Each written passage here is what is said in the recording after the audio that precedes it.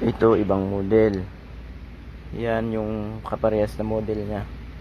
Ito yung inilagay dati na hindi niya kaparehas pero umaandar. Umaandar to.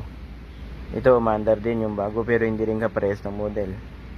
Yung kaparehas na model niya, since may gumalaw sa IC ito, kaya nabura yung ID codes niya.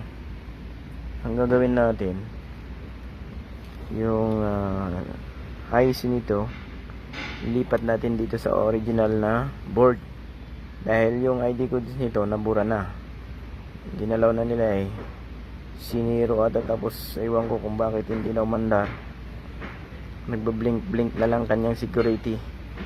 So ito umaandar to, kaya lang ang problema nito sa shifting naman, sa gear, sa transmission hindi nagsiship, yun ang problema niya. Ganon din dito sa pinalit na ibang model din. So ang problema niyan shifting sa transmission. So ayos naman siya sa starting, okay. Kaya lang hanggang first gear lang siya. Hindi siya nagsishift. So kunin natin yung kanyang IC. Lipat natin dito. So ito, okay ito.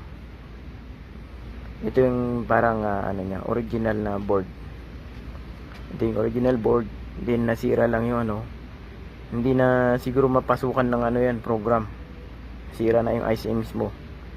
Aywan ko, baka nainitan siguro maigi, binabad. So ito, kunin lang natin yung lipat natin, na-under na yan. Okay guys, talagang tayo ngayon, trangkaso.